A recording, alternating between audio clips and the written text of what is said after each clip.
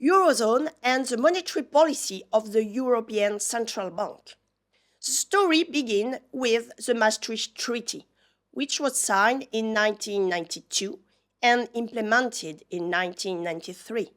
In the Maastricht Treaty, the project of the creation of a monetary union was explained, was decided, and also the condition, the criteria to be allowed to enter in the monetary union. These criteria are called the convergence criteria and apply to each country which would like to enter in the monetary union. What about these criteria?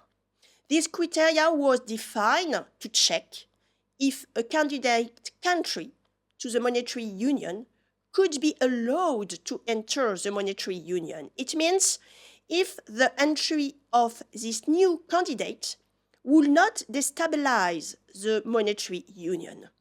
That's why the four main criteria which was chosen are chosen to be able to monitor, to check if the entry of this new candidate doesn't represent a danger for the monetary and financial stability of the monetary union. The first criteria concern the inflation of the candidate country, the price stability. The country which would like to enter in the monetary union should have an inflation which is not more than 1.5 percentage points above the rate of the three best performing member states in terms of inflation stability. The second criteria concerns exchange rate stability. The currency of the country shouldn't have been devaluated in the 2 years before. The third criteria concerns the stability of long-term interest rate.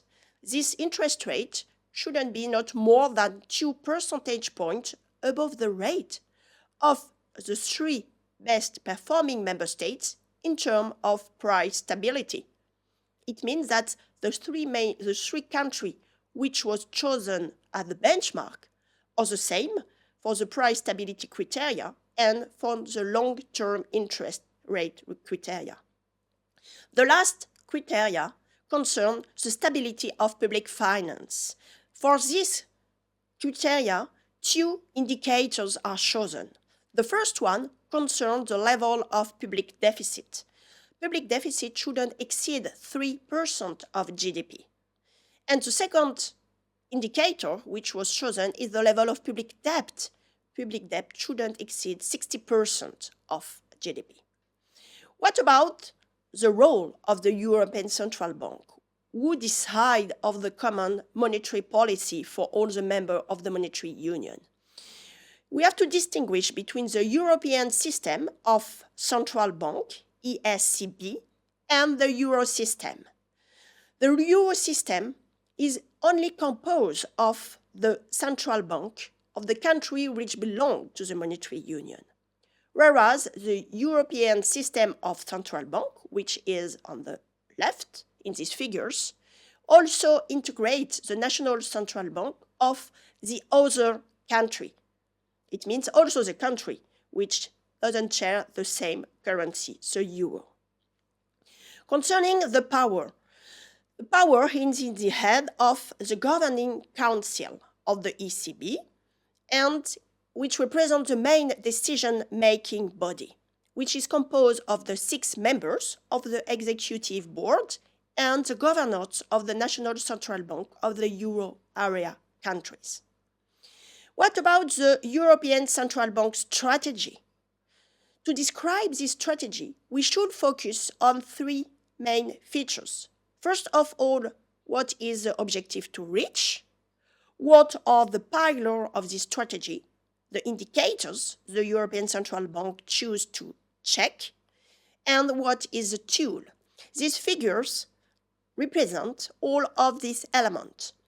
At the bottom of this figure, you have economic information, all of the information available, and on the top of this figure, you have the objective, the final objective of the European Central Bank, which is to maintain price stability. It corresponds to a threshold of 2% for the inflation rate. But For being able to take this decision, European Central Bank focus on what we call two main pillars, which is on this figure in the box. First of all, the first pillar is composed of the growth rate of monetary aggregate, M3, and the second pillar is composed of economic and financial indicators with a huge list of indicators.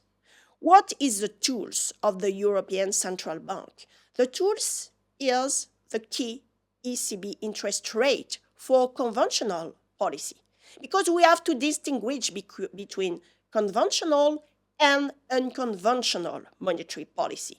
Conventional monetary policy consists in the traditional monetary policy, which includes the adjustment of interest rates, open market operation, and setting bank reserve requirements. The unconventional monetary policy consists in non-standard monetary policy, which includes quantitative easing, forward guidance, collateral adjustment, and negative interest rates. The ECB unconventional monetary policy dates back to the global financial crisis in 2008, but they really gained momentum from 2010 with the sovereign debt crisis in the Eurozone. Thanks for your attention.